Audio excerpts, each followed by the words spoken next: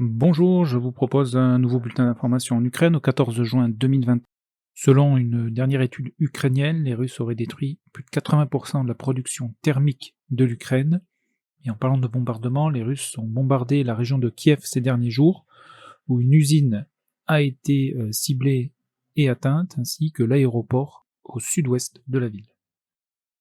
Direction tout de suite le terrain. Alors, pas eu d'informations ces dernières 48 heures dans la région de Soumy. Par contre, dans la région de Poltava, qui se situe au sud de la région de Soumy, ici, un aérodrome ukrainien a été ciblé et bombardé par les Russes avec un Iskander. On parle ici de l'aérodrome de Myrhorod. Dans cette frappe qui a eu lieu donc le 12 juin, un Sukhoi 27 ukrainien a été détruit. L'impact de l'Iskander est ici exactement, donc on peut très bien le voir sur la vidéo. Et cet Iskander était équipé d'une ogive à fragmentation qui a permis donc de détruire le Sukhoi à proximité. Sur la vidéo, on voit également d'autres avions ukrainiens, mais ces derniers n'ont pas été atteints par la frappe. À l'est de ce même aérodrome, c'est un système S-300 ukrainien qui a été détruit, là également par une frappe d'un Iskander. Dans la vidéo, les géolocalisations qui ont suivi, donc on peut affirmer que 2 lanceurs ont été détruits ainsi que la station radar. Cette frappe a eu lieu le même jour, le 12 juin. Et ces bombardements ont eu lieu à plus de 150 km de la ligne de front. Direction à présent l'oblast de Kharkov, et en commençant avec le secteur de Lipsy, où hier 13 juin, les Ukrainiens ont lancé de nouveau une attaque au sud-est du village de Liboké, donc ici exactement, avec 2 blindés, un M113 et un BMP2, qui ont débarqué l'infanterie dans cette bande forestière. Donc attaque qui a eu lieu dans la zone grise.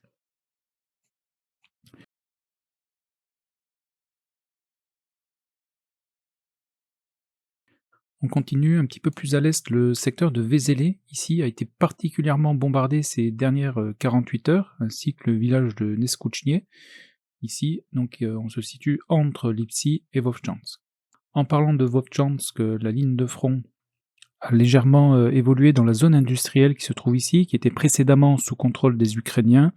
Les Russes ont lancé une attaque avec de l'infanterie dans ce secteur. Et selon Deep State, les fantassins russes qui ont attaqué donc la zone ici sont actuellement encerclés, mais je n'ai pas pu trouver de confirmation visuelle pour pouvoir confirmer cette information. Donc actuellement, la seule information que j'ai, c'est qu'effectivement, il y a une présence de soldats russes dans ce secteur.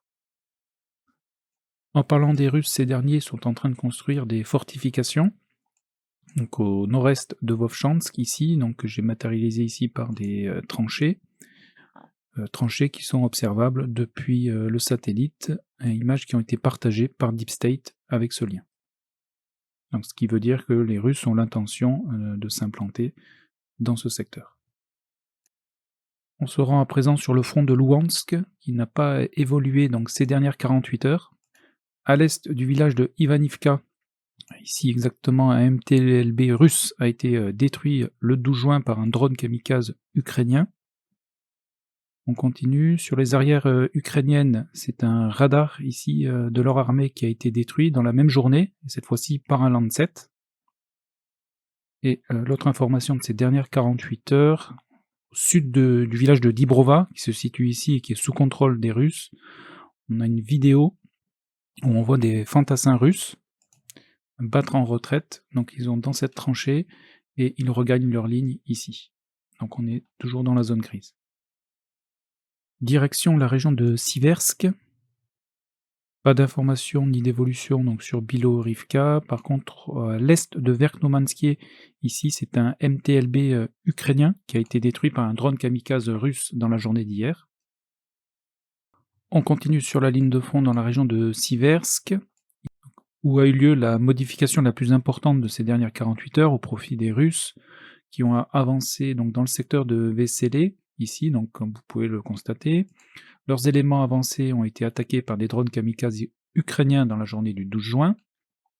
Une attaque également des Russes sur le village de Rozdolivka, qui se situe ici, une attaque qui est venue depuis le sud-est de ce même village. Alors dans la journée du 13 juin, dans leur attaque, les Russes ont détruit 2 blindés ukrainiens. Ici, on a un BMP-2 et un BMP-1. Et ils ont également eux-mêmes perdu 2 blindés. Ici, un BMD-2 et un BMP juste aux abords des premières habitations du village de Rozdolivka. Donc le village de Rozdolivka est actuellement donc disputé dans sa partie est. Direction la région de Bakhmout. Pas d'évolution dans le village de Kalinina depuis la dernière vidéo. Donc le village est toujours disputé. Au niveau des géolocalisations de destruction, on a ici un Kozak qui a été donc détruit. Donc c'est un véhicule blindé léger dans la journée du 12 juin.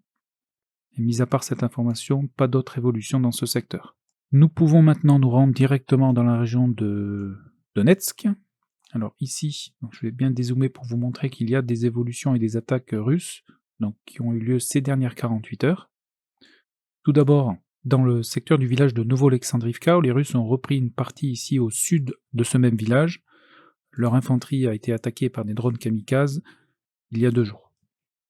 On continue sur la ligne de front. Je n'ai pas d'informations sur Sokil, donc ces dernières 48 heures, ni de l'infanterie et du blindé russe qui avait pris pied ici dans le centre du village. Donc je laisse ce secteur dans la zone grise. Un petit peu plus au sud, ici, les Russes ont hissé un drapeau à l'ouest du village de Novopokrovsk, ce qui veut dire que ce village est maintenant sous leur contrôle. Des éléments avancés de leur infanterie ont été bombardés au sud de ce village, donc ici exactement, et en parlant de bombardement, l'infanterie ukrainienne a également été bombardée ici dans la journée du 12 juin, un petit peu plus au sud. Donc, ce qui nous permet de mieux définir la ligne de front. Dans ce même secteur, les Russes ont perdu 2 chars T-80 dans la même journée du 13 juin, donc ici exactement, et 2 jours plus tôt, au nord du village de Novoselivka-Percha, qui est ici, c'est un Abrams qui a été détruit par un drone kamikaze, donc à proximité d'un point fortifié ukrainien, donc j'ai matérialisé ici avec des tranchées. On continue sur la ligne de front, donc où il y a eu quelques géolocalisations et modifications de terrain ici dans cette zone boisée où les Russes ont progressé ces dernières 48 heures. Au nord de ce secteur, un MTLB ukrainien a été endommagé par un drone kamikaze russe, puis abandonné, et dans cette vidéo, on peut également observer ici qu'un Marder a été détruit. On continue sur la ligne de front. Il y a actuellement une attaque russe sur le village de Nevelsky, donc qui est actuellement disputé. Et sur Krasno-Rivka, il y a une légère progression des Russes à l'ouest de la ville, ici, où leur infanterie a été attaquée par des drones kamikazes, dans la journée du 2 juin. Je n'ai pas eu d'informations dans le secteur est ici, donc je laisse actuellement dans la zone grise, dans l'attente d'autres confirmations. On continue, pas d'informations depuis Eorivka et Pobieda, ni dans le secteur de Novo-Mikhaïlivka. Une géolocalisation d'un BMP-2 russe détruit dans la journée d'hier, ici, ce qui veut dire que les Russes continuent leur attaque dans ce secteur. Direction le front de Zaporizhia. Alors pas d'évolution sur Staromayorsky et Urozaïne. Des géolocalisations de matériel russe détruit dans la journée du 9 juin, ici avec un T-72, un T-62 et plusieurs BMP et BMD ici. Donc dans la journée du 9 juin, donc c'est un convoi blindé qui est arrivé donc sur Staromayorsky, qui a été détecté et attaqué par les drones kamikazes ukrainiens.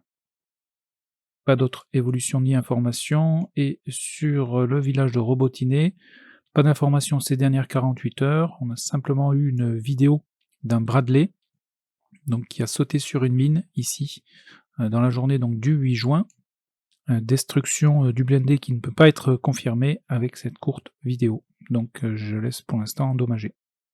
Direction la région de Kherson, où sur Kriviri, un nouveau Sukhoi 25 a été ciblé par un Lancet, et cette fois-ci il a été détruit dans la journée du 11 juin au nord de l'aérodrome de Dolintsevo. Donc ce qu'on peut observer ici, c'est que Russes et Ukrainiens manquent cruellement d'abris souterrains ou blindés pour leur aviation, qui sont donc vulnérables aux attaques de drones de part et d'autre. Et enfin, direction la Crimée, où il y a eu de nouvelles attaques ukrainiennes. avec des missiles ATACMS, attaques qui ont eu lieu les 11 et 12 juin. Alors on va commencer d'abord avec la frappe du 11 juin, qui a eu lieu au nord-est de Sébastopol, où un radar d'un S-400 aurait été détruit. Donc je parle ici au conditionnel parce que les images sont de mauvaise qualité, donc je vais vous les montrer. Donc on a une première ici, on a effectivement quelque chose qui est détruit, et ici on peut deviner ici un lanceur, et ici ce qui serait donc le radar du S-400. Mais comme vous pouvez le constater, les images ne sont pas nettes, donc dans l'attente d'autres confirmations plus claires, je laisse ce point d'interrogation. Et le même problème avec d'autres images, où là ce serait davantage un S-300, donc qui aurait été détruit au nord de Patoria. Donc Patoria c'est cette ville ici, et le S-300, donc il se situait ici.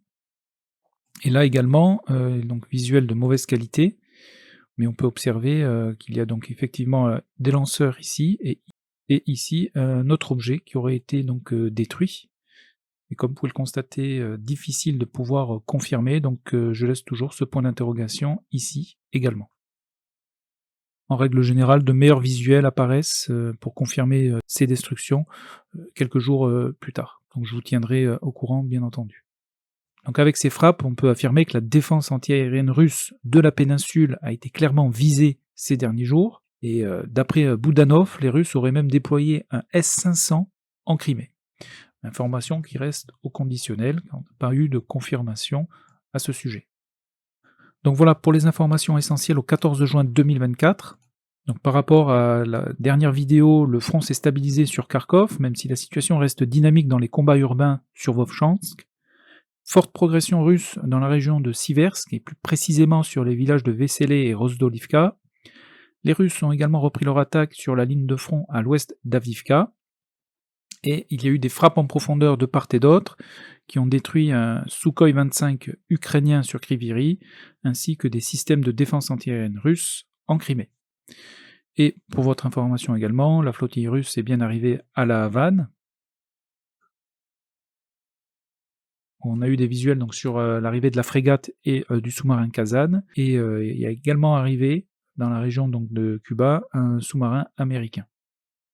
Voilà, et bien écoutez, je vous souhaite une excellente journée, un très bon week-end, portez-vous bien, encore merci pour votre soutien et vos commentaires, et je vous donne rendez-vous dans une prochaine vidéo.